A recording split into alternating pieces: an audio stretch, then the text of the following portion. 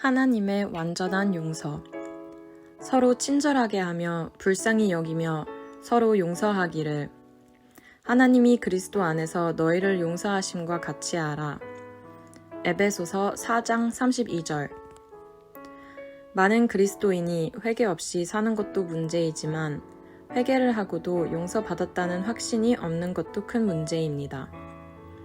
어떤 사람이 죄를 짓고 반복하여 회개하는 것 때문에 더 이상 회개할 수 없었다고 말하는 것을 들었습니다. 벼룩도 낯짝이 있다는 속담처럼 회개하기도 부끄럽다는 것입니다. 그러나 우리가 기억할 사실은 하나님께서는 우리가 회개할 때마다 몇 번이고 용서해 주신다는 사실입니다. 마태복음 18장 22절에서 예수님께서는 형제를 몇 번이나 용서하라고 하셨습니까? 어느 날 베드로가 형제를 몇 번이나 용서해야 하는지를 물었습니다. 베드로는 7번이면 많이 용서하는 것이라고 생각했습니다. 그러나 예수님께서는 7번뿐 아니라 7번을 70번까지라도 할지니라. 마태복음 18장 22절이라고 말씀하셨습니다. 형제가 용서를 구하기만 한다면 490번이라도 용서하라는 것입니다. 우리에게는 다른 사람을 그토록 계속적으로 용서할 것을 요구하시는 이유가 무엇이겠습니까?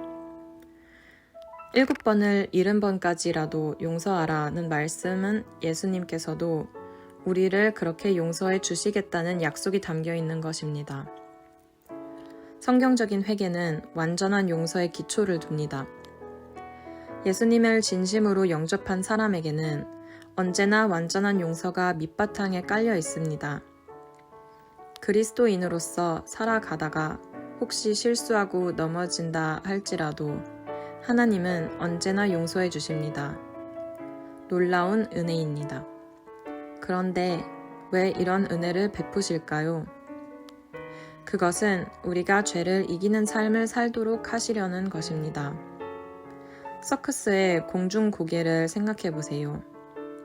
공중고개를 넘는 사람들 밑에는 안전그물이 깔려 있습니다.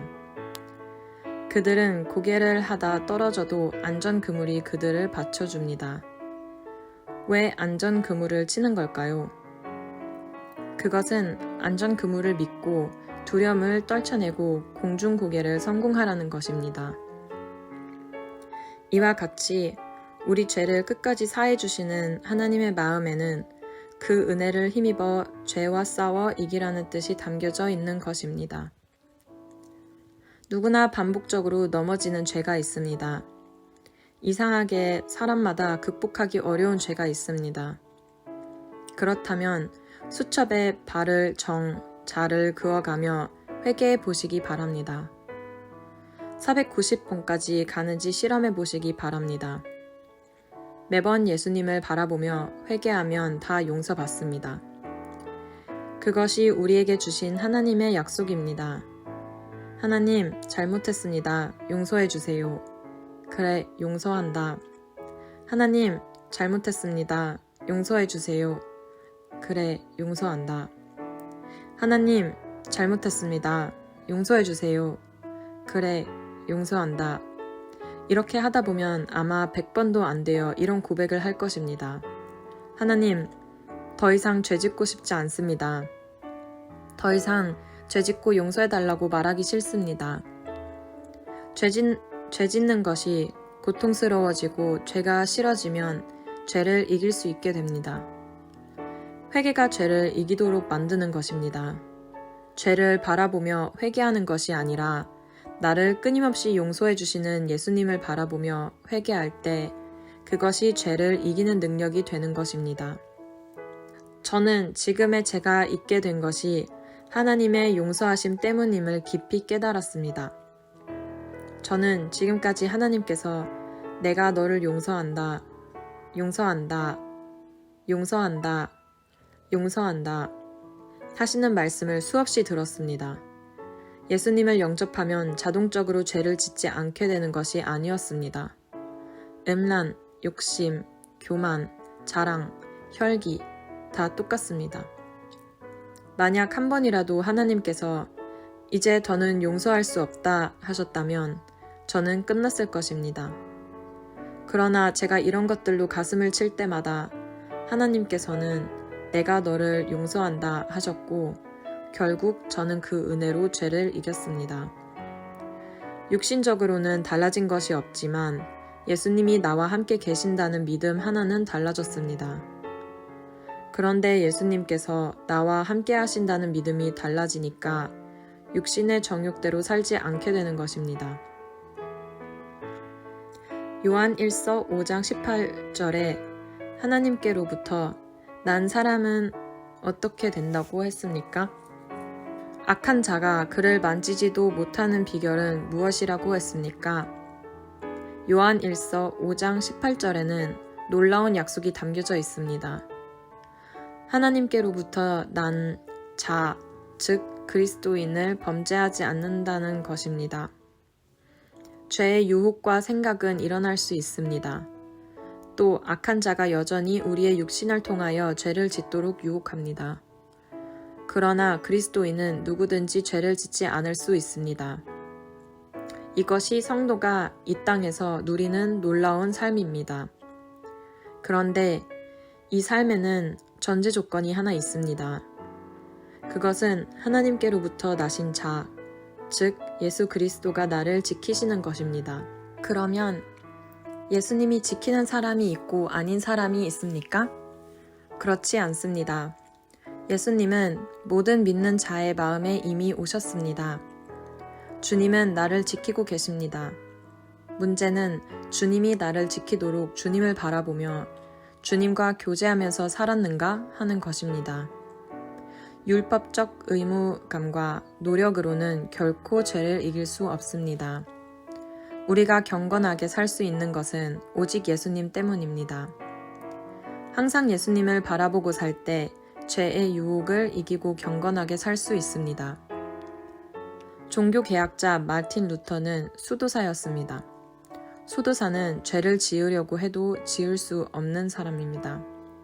왜냐하면 여자가 없으니 간음죄를 지을 수 없고 사유재산이 없으니 도적질할 것도 없고 명예나 권세를 위해 출세해야 할 필요도 없으니 인간적 욕망의 노예가 될 리도 없습니다.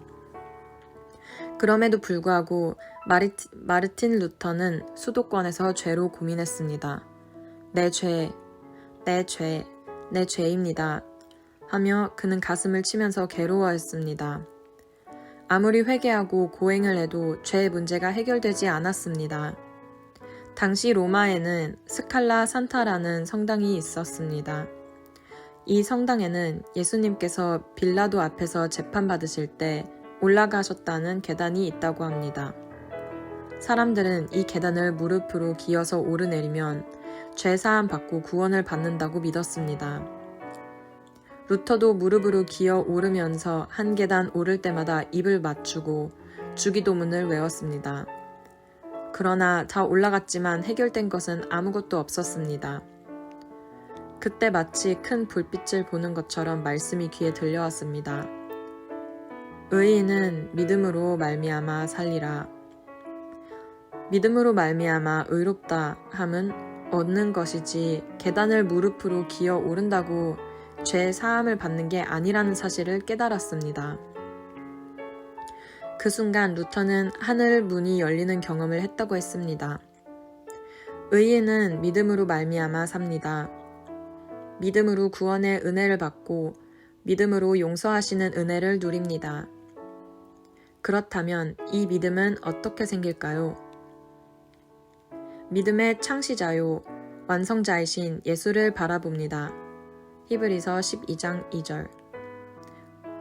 예수님을 바라볼 때 우리 안에서 믿음이 시작됩니다. 우리가 계속해서 예수님을 바라볼 때 우리의 믿음은 더 온전해집니다.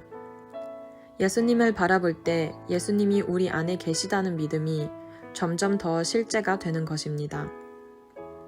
예수님께서 우리 마음에 오셨습니다. 예수님께서 항상 우리와 함께 계십니다. 이 진리가 진짜 믿어지면 매일 회개의 삶을 살게 됩니다. 나의 말, 생각, 행동 등 모든 것이 회개하게 되기 시작합니다. 그러면 예수님은 나에게 더욱 실제가 되시고 결국 예수님은 나를 더 이상 죄에 무너지지 않도록 지켜주십니다. 악한 자가 나를 만지지도 못합니다. 회개의 놀라운 능력입니다. 많은 사람이 은밀한 죄에 빠져 살고 있습니다. 자기 혼자만 안다고 생각하기 때문에 그 죄의 심각성을 알지 못하고 그 죄에서 빠져나오지 못합니다. 그러나 예수님께서 함께 하신다는 사실을 알면 은밀한 죄란 존재하지 않습니다. 예수님이 함께 계시는 것을 알지 못하면 혼자 있는 시간은 은밀한 죄를 짓는 시간이 될 수밖에 없습니다. 그러나 예수님 앞에서 죄 지을 사람이 누가 있겠습니까? 예수님 앞에서 교만할 사람이 누가 있겠습니까? 예수님 앞에서 혈기 부릴 사람이 누가 있겠습니까?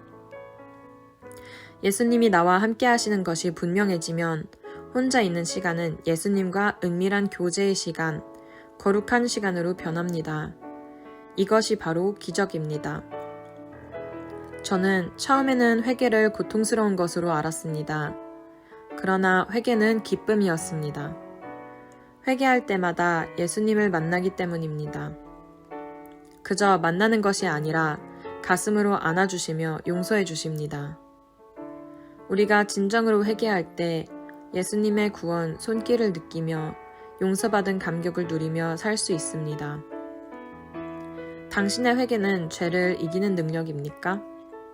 그렇지 못하다면 문제가 무엇이라고 생각합니까?